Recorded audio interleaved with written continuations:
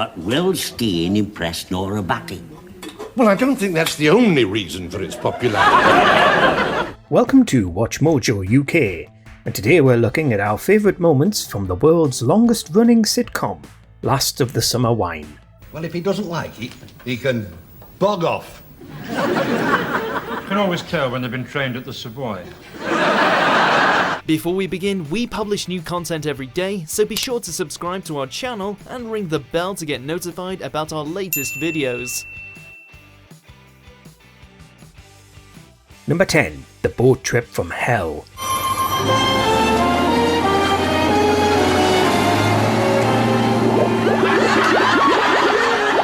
Foggy gets it in his head that, thanks to his extraordinary toaster mending abilities, he also has it in him to restore a rotten old boat they find in the river. He reckons he's going to use it to start a water taxi business, ferrying people across West Yorkshire, much to Clegg and Compo's scepticism. I think it's a great idea. I think if he's out there alone on the boat with Nora, it means that I'm back here safely on the land. I do that understand, Norm. It gets fixed up just enough to float, and Compo immediately commandeers it to use it in his latest scheme to seduce Nora Batty. Clegg and Foggy go along with it to get some peace and quiet, but it all ends about the way you'd expect. While they're trying to pull off their trick, Compo jumps in and goes straight through the floor, leaving them all soaked. Come here, lass. Give us a kiss.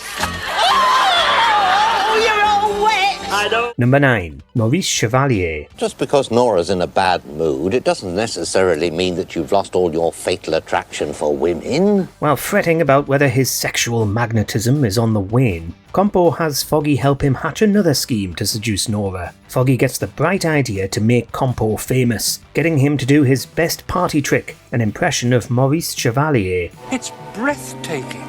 It'll be a sensation.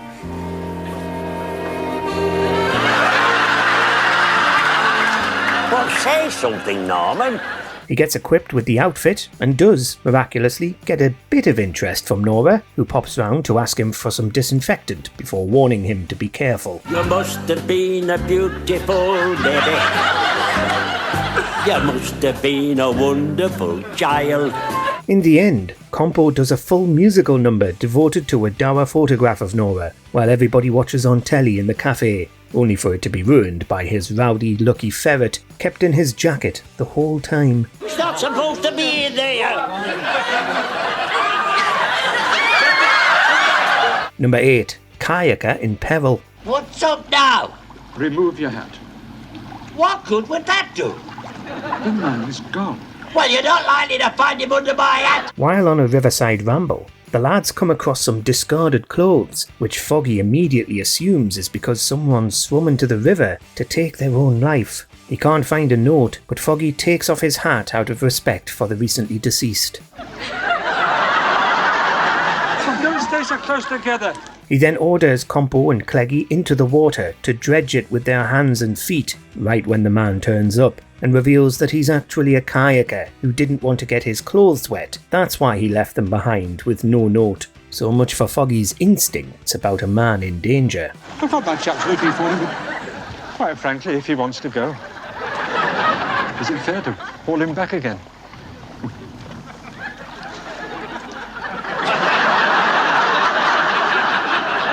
Number 7. The Lxley Lozenge. Where's that man going?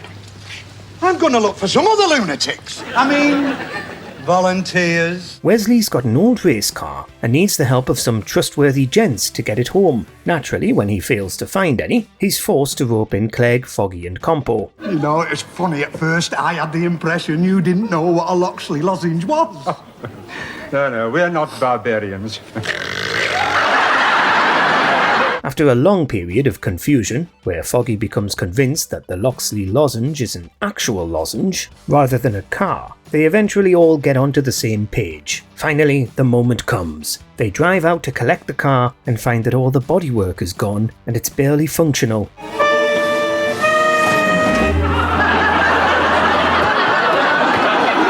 Wesley attaches a sofa to it, and off they go, in the most dangerous car in Blighty, soon to become the most dangerous sofa in Blighty, after the car breaks apart.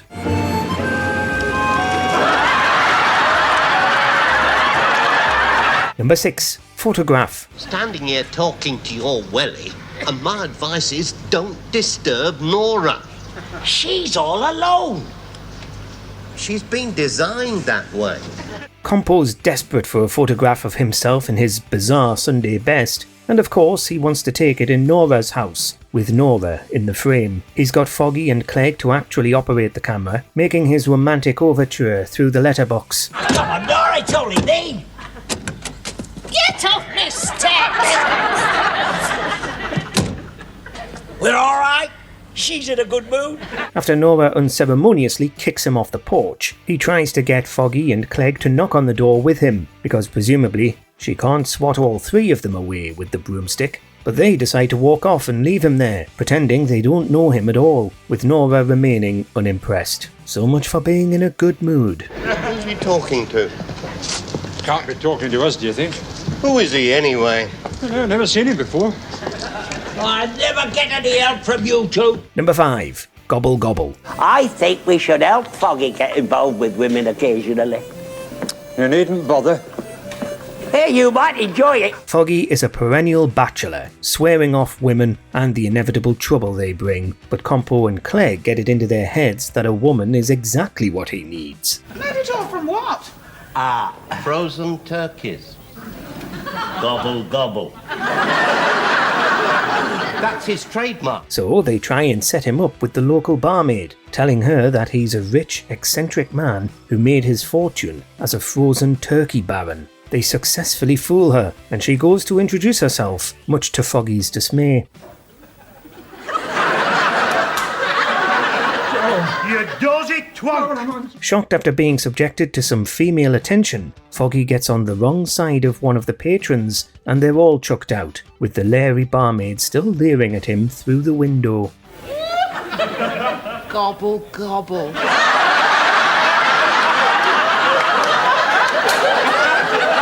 Number 4. Ejector Seat. I don't mind people wincing at me driving, but hiding out of sight strikes me as tactless. Righto, Ludovic, let her go. Yet again, Clegg is forced to drive against his will, driving Ludovic's brand new, but extremely run down, van home for him when they find him drunk and depressed in a pub. Well done, Ludovic. I told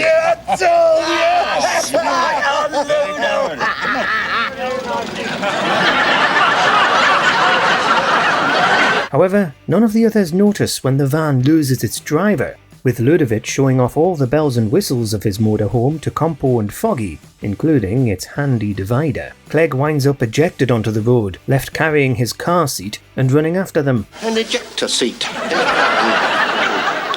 Oh, that's a novelty. And who should be watching from a motorbike sidecar? Nora Batty, of course, on one of the many outings she forces Wally to take her on, knitting in a lay-by. Number 3. Skiing. Maybe all right for gliding, but I tell you, they're a dead loss for walking.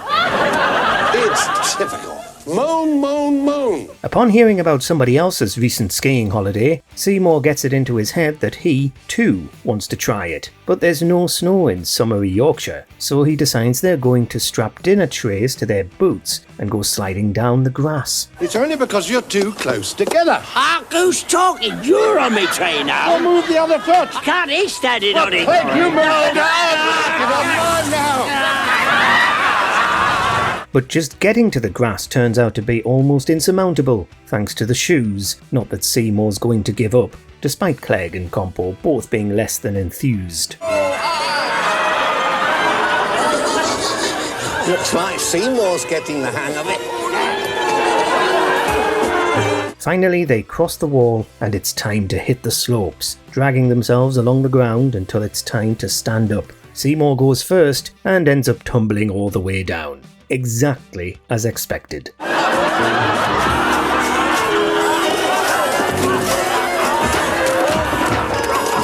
Number 2. Compo gets his wings. Well, stand clear then. We're all clear.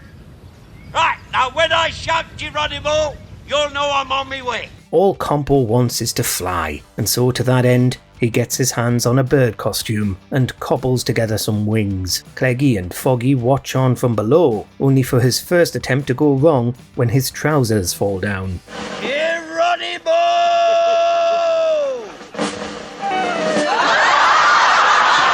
They hatch a new plan, put him on the roof of a van so that he can build up enough speed to take flight properly. Except, it seems unlikely he'll gain any speed at all with Clegg in the driving seat. He's eventually launched into the distance, getting 1, perhaps even 2 seconds of airtime, running into some ramblers while lambasting Clegg and Foggy for making him look like an idiot.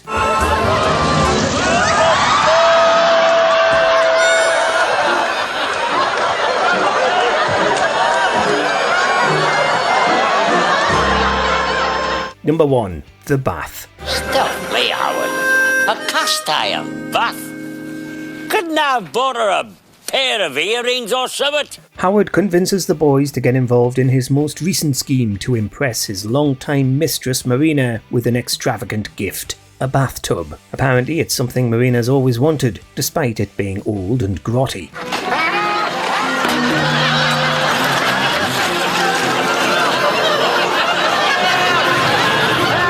After dealing with Auntie Rainwright, they get their hands on a trolley, and it's all aboard the bath, dragging it through the village while all the women are preoccupied with a picnic.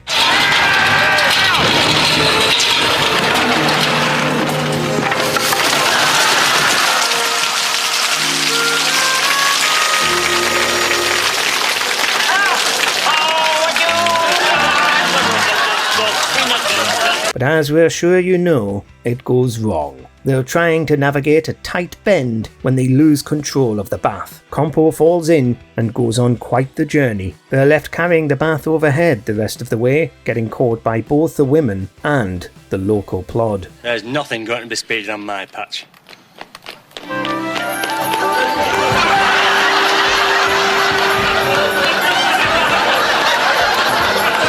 Let us know which Last of the Summer Wine trio is your favourite.